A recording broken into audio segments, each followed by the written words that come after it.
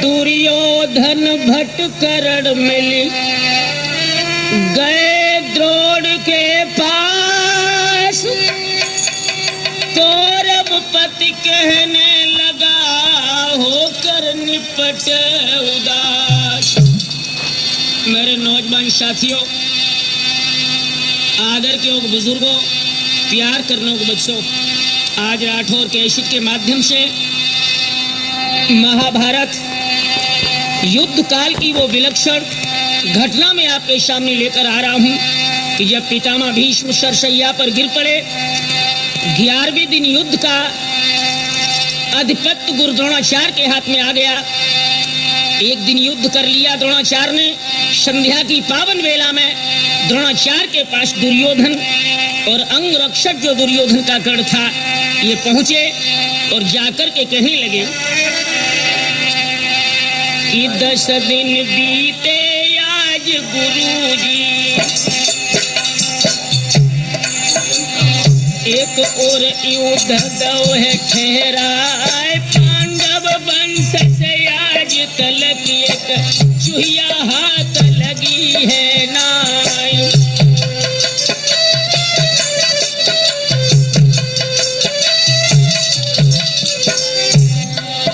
हमारे दादाजी ने जान गमाई, जानी कहा रची है करतार, एक दिन आज पूरो हुई गो गुरुजी आप बने सरदारी।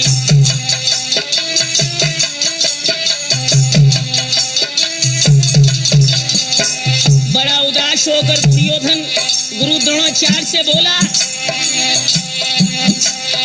अरे गुरुजी कौन सी वो उलझन है, बुद्धि काम देती है ना, ताकत है वो पांडव दल की, या दुर्भाग्य सुयोधन राय।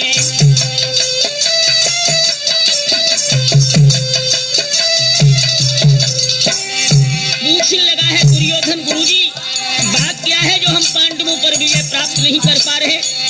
तो कर्णराज ने कहा कि दुर्योधन आप शायद नहीं जानते कि गुरु द्रोणाचार्य का स्नेह अर्जुन पर जितना है उतना स्नेह तेरे ऊपर नहीं। अरे कहीं कर्ण ने बात कुछ नहीं हो,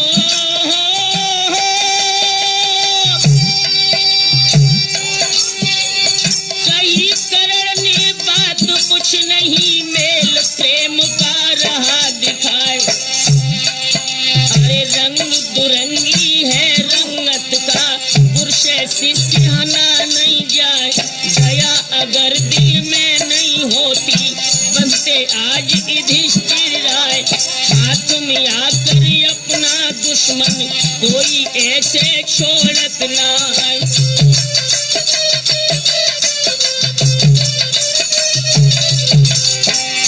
कर्ण ने कहा कि दुर्योधन आज महाराज युधिष्ठिर बंधन में आ गए थे, लेकिन गुरु द्रोणाचार्य ने जानबूझकर महाराज युधिष्ठिर को बंदी नहीं बनाया। ये सब स्नेह का ही फल है। दोस्तों, एकदम से गुरु द्रोणाचार्य की आंखों में क्रोध के शोले धधक गए और कहा, कर्ण दिमाग से बात करो। और तीखे वचन सुन कर्ण राज के कदम उबल पड़े गुरुराज का। एक तरकस धनुष एक लंग फेंको, अपन फेंकी दो तो सिर ताजी।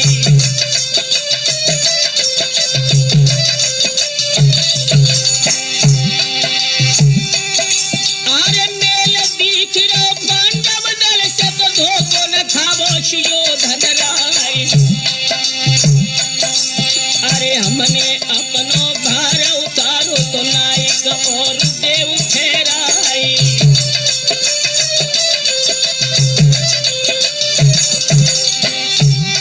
अरे ये लो धनुष और ये तरकस, ये लो राज मुकुट महाराज कई, और जिस पर हो विश्वास तुम्हारो बाको रखो शीश पर ताजी।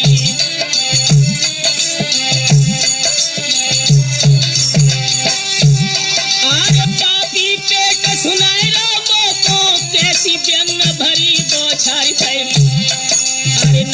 स्वार्थ मेरे डूबो है तो पापी पेट तोय धिक्कारी।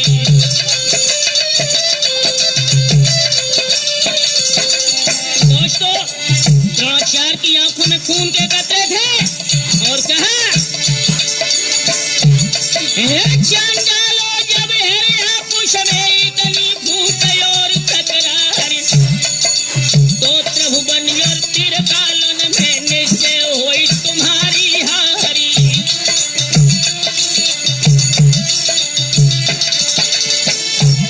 आरे धनुष मुकुट एक और फेंक दो, चल भय द्रोण गुरु तत्काली। कोई चरण पकड़ के द्रोण गुरु के रोबन लगते आज नरपाली।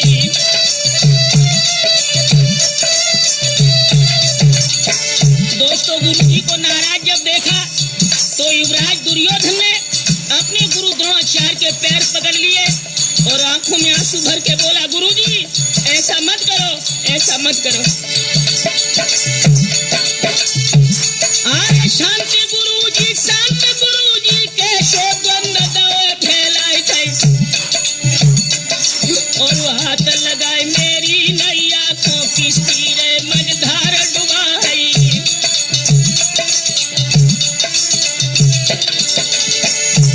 अरे हम बालक अज्ञान गुरु जी, आप नीति निपुण गुण धामी, और लेकिन उचित नहीं है गुरु जी उद्यमिया कहो तो बिरामी। दोस्तों, दुर्योधन को करुण क्रंदन करते हुए जब द्रोणाचार्य ने देखा तो विप्र देवता का हृदय पिघल गया और दुर्योधन की भुजा पकड़कर अपने हृदय से लगाया और कहा कि बेटा दुर्योधन, चिंता मत कर।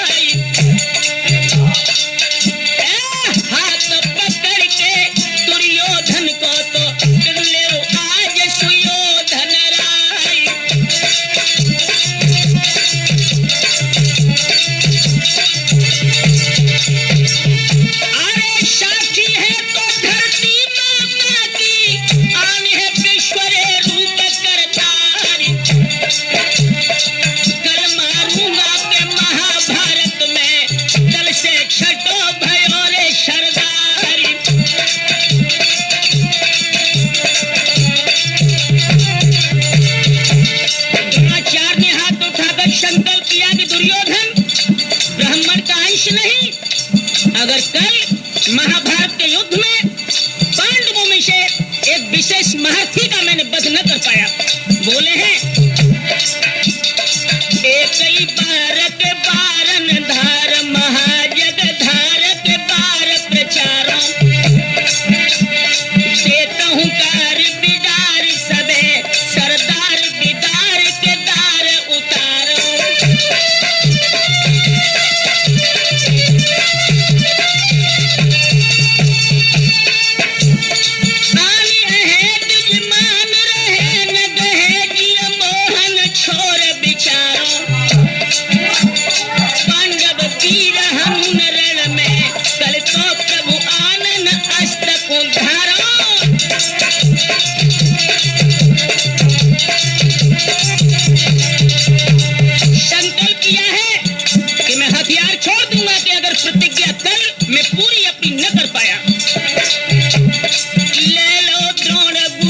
संकल्प न कुलैत धर्म से बोले हैं, ले लो द्रोण गुरु संकल्प न कुलैत धर्म से बोले हैं।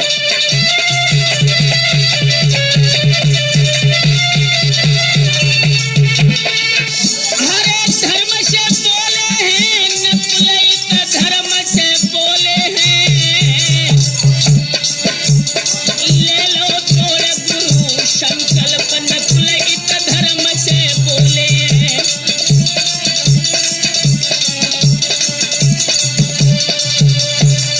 मेरे नौजवान साथियों, इधर गुरु गुरु द्रोणाचार्य ने संकल्प ले लिया कि कल मैं पांडव दल से एक महारथी का वध करूंगा। इधर दुर्योधन का शिविर, वो सभा इस उद्देश्य पर विराम की गई और दोस्तों इधर पांडवों के शिविर में हलचल मच गई। महाराज युधिष्ठिर, नकुल, सहदेव, भीम ये सभी बैठे हैं।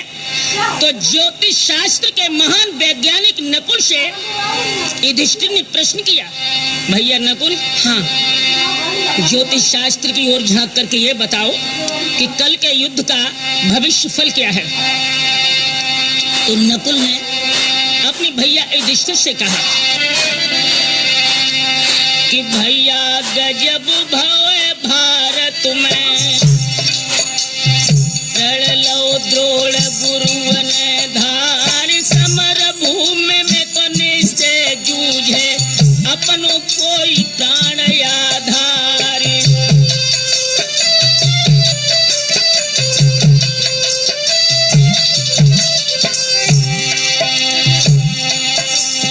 अरे चक्रव्यूह की रचना हुई है, अपनी फौज बढ़न नहीं पाए, धोखा देकर किसी वीर को लड़ भिड़ के बेदी तो गिराए।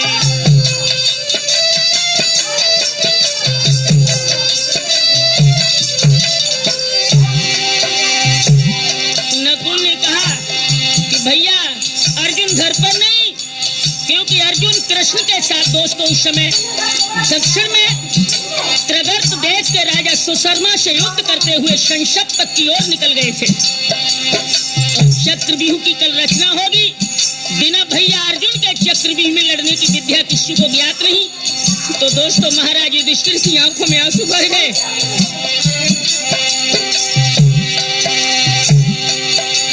अरे इतनी सुन के धर्म पुत्र जब धरती पे गिरे तमारो खाए,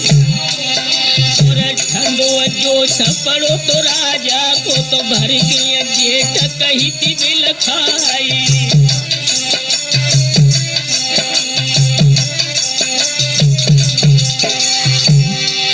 अरे चक्रव्यूह समर को लड़बो बिनय अर्जुन कोई जानत नाय, अर्जुन भैया घर पे नानी तो गुरु ने व्यूह रचाई दो जाई।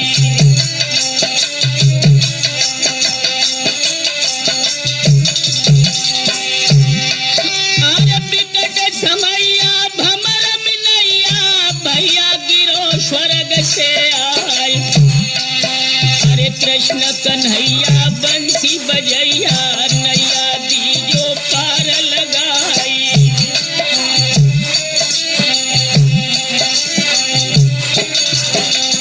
दोस्तों इधर महाराज युधिष्ठिर रो रहे हैं कि हे कृष्ण, आप अर्जुन को लेकर दक्षिण की ओर चले गए, लेकिन यहाँ तो हाल ही बेहाल हो गया। प्रभु अर्जुन को लेकर जैसे बने घर आओ। इधर महाराज को व्याकुल जब देखा तो अभिमन्यु जो अर्जुन का पुत्र था वो शेर की तरह दहाड़ता हुआ निकला। अरे सुनो रुदन जब धर्म पुत्र को जंगी जबर देख ललकार कैसे, पार्थ पुत्र सभा में गरज तो मद में गज मारत चिंगारी।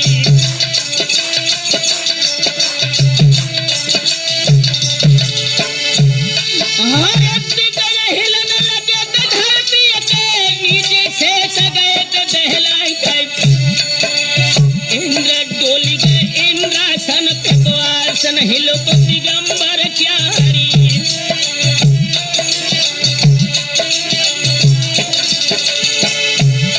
आरे तेरा चगे हतर घुनियर पे प्यान छौगल पड़ी है तलवार पे,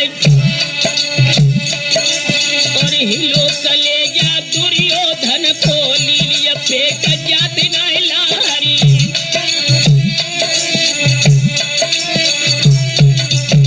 बोला है वो बाबर से, दादाजी आप चिंता न करें। अरे दादा आज पिता घर न ले, चारों ओर भूमि रो काली, और पिता निकल गए कुरुक्षेत्र से सन्मुख खड़ो तुम्हारे लाली।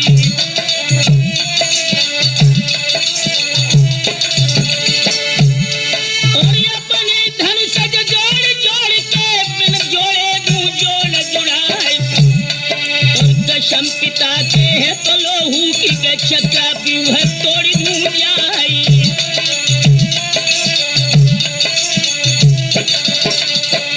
याद रहे राम शरण, जब अभिमन्यु ने चक्रव्यूह तोड़ने की प्रतिज्ञा की तो महाराज युधिष्ठिर ने अर्जुन पुत्र अभिमन्यु को अपनी गोद में बिठाकर पूछा, बेटा एक बात बता। तब भुजा पकड़ के धर्म पुत्र ने और सुत गोद लयो बैठार। ऐसो अगम व्यूह मेरे बेटा देखो न होइए नैनो घार।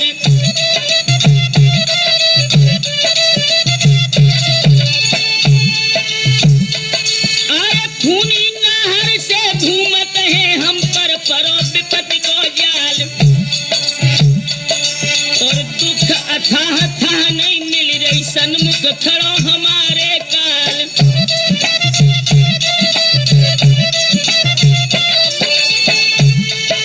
गोद खिलैया पारत छैया मत जा बीहू भेद वे लाल। या खूनी नहर से घूमत हम पर रही मुसीबत छाई।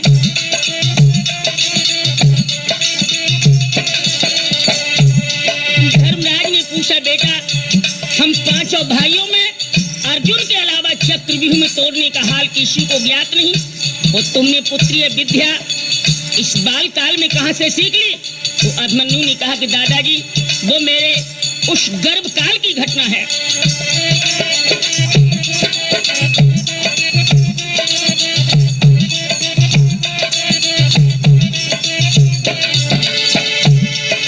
जब मैं पलो गर्भ मैया के माता कछु रही अलसाई।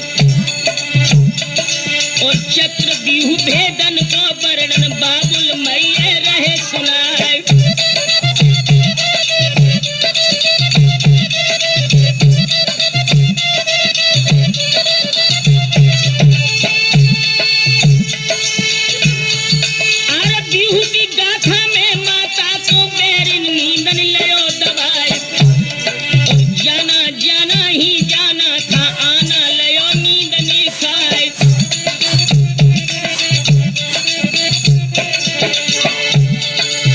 छह दरवाजे टूटे तब तक मैया जागती रही। सातवें द्वार का वर्णन जब पिताजी ने किया, मैया की आंखों में नींद आ गई और मैं मैया के साथ ही साथ गर्भ में सो गया। मैं सातवां द्वार नहीं तोड़ पाऊंगा, लेकिन आप चिंता न करें। अरे जाना है तो ऐसी हालत में ताजी खून भरे फूंकार। और आना है ऐसी सूरत में सबई शत्रु बने मुर्दारी।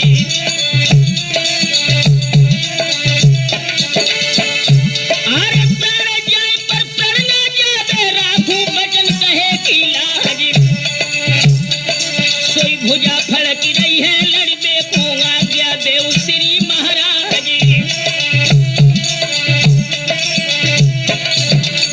दोस्तों अभिमन्यु को चक्रव्यूह में जाने को तैयार जब महाराज युधिष्ठिर ने देखा तो अपने पुत्र अभिमन्यु की भुजा को पकड़कर राजा युधिष्ठिर बोले।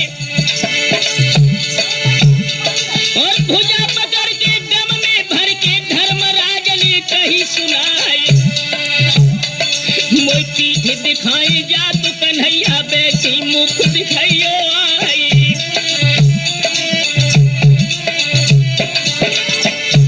अर्जुन भैया घर पे नहीं बारो कुमर लड़न को जाए।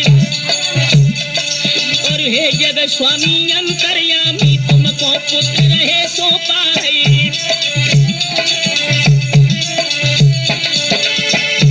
बेदोड़ गुरु द्रोणागिर सम है रज सम मेरो प्राण आधार।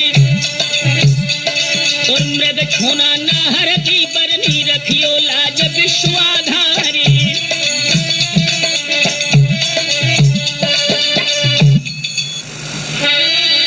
मेरे नौजवान साथियों, जिस समय अभिमन्यु युद्ध क्षेत्र के लिए तैयार हुआ और इसके हृदय में एक भावना आई कि उत्तरा से आखिरी बार मिल लिया जाए। तो जब उत्तरा के शिविर में अभिमन्यु पहुंचे हैं, जो इनकी धर्म पत्नी थी, आबत देखो है प्रीतम को देवी बहुत गई हर साय, और सुंदर पलंग गद्दा मखमल को कर गई कंसले बैठा।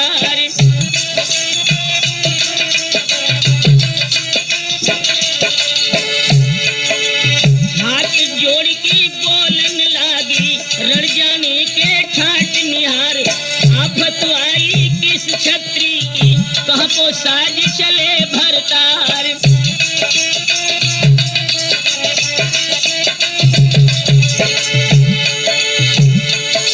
अरे सुनिए अभिमन्यु बहस के बोलो, सुनो उत्तरा ध्यान लगाए कै।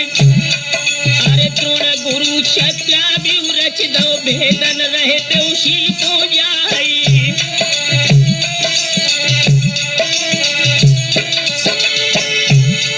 और वक्त अखीर है भारत में हमको विदा करो हर साई। सोई एकदम उठी थी जो समय भर के कर दे तिलक चली थी हर साई।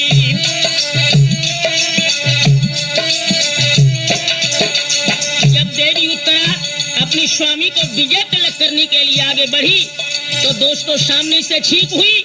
सोई उत्तरा ने अपनी स्वामी के पैर पकड़ के कहा कि नाथ, ये वक्त युद्ध का जाने का नहीं, मोई छोड़ी अकेली जाबो पिया और लड़न पुत महाय अब मति जाबो। इत यौवन अंग हिलोर भरे उमगे जिय घातक बोल सुनाबो।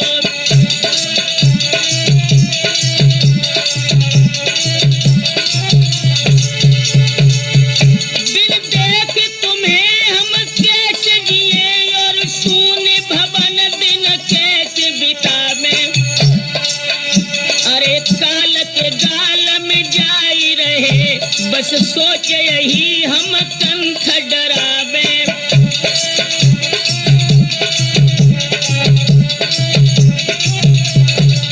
जब उत्तरा बिलखने लगी तो अभिमन्यु ने कहा कि गौरी, सूर्य छिपे अदली बदली और चंद्र छिपे तिथि मावस आए, शोर छिपे बड़े भोर भये और मोर छिपे ऋतु फागुन आए।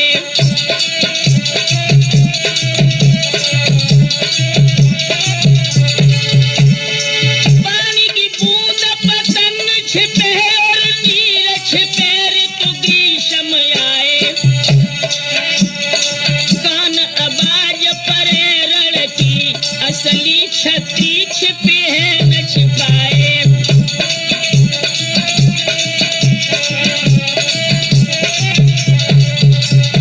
समझ गई उत्तरा कि अब नाथ मानेगा नहीं, तो चंदन और रोली लेकर के अपने स्वामी के मस्तिष्क पर तिलक किया और कहा कि पिया जा तो रहे हो, लेकिन एक बात का ध्यान रखना, बेखट के पति जाई लड़ो नहीं शंका जरा दिल में तुम लइयो। काढ़ी की तेग लड़ो रण में दुश्मन की फौज को मार भगइयो।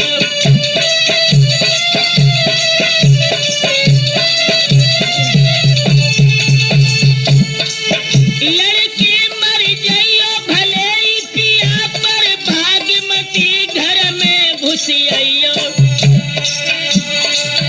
अभिमन्यु की नारी कहे हंस के तुम भाग मेरो मत नाम लजइयो।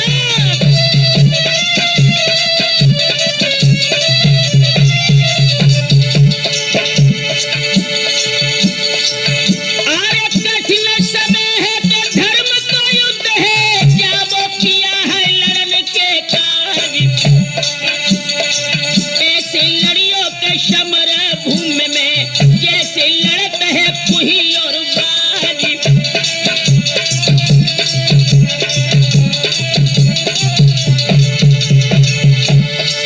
अरे विजय हुई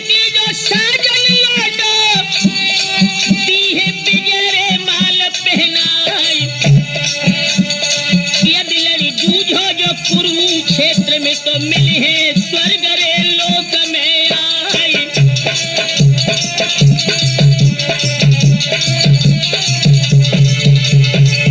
अरे भुजा पूज के गट्टी कर दो गौरी पुत्र है गणेश मनाई। चली सवारी के पार्थ सुत की रक्षा करी है के शारदा माई।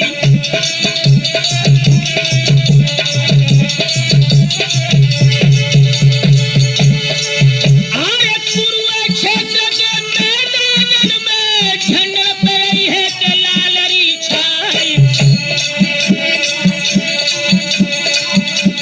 चक्राव्यूह के प्रथम द्वार पे जयद्रथ वीर तो खड़ो हर साई।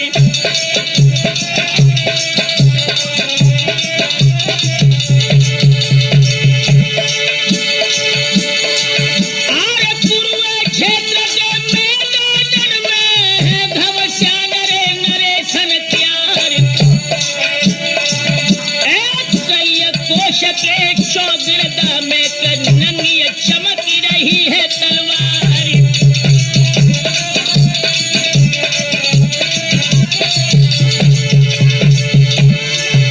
दोस्तों चक्रव्यूह के प्रथम द्वार पर जयद्रथ खड़ा था। अभिमन्यु को देख करके जयद्रथ आंखों में खून के शोले लेकर बोला,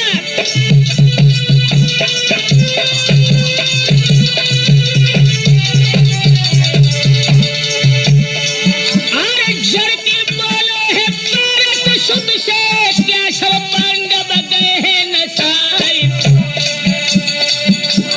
छोड़िए गोदरे कबे मैया की कब से दूध जो पियो है नाई।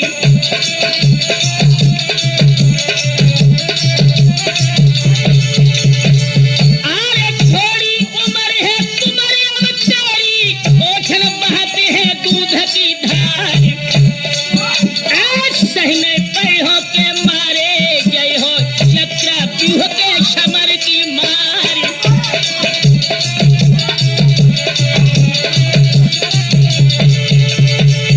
सोई हसी अभिमन्यु कुंवर तब बोलो काहे को देता है बघारो ज्ञान।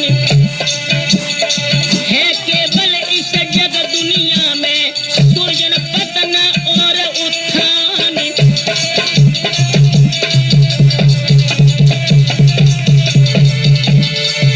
अरे देख नमूना के ले तो मचल को तब बूढ़न के जाइए अंगार। सावधान कही पारथ सुत ने तो एकदम सजग करे है सरदार।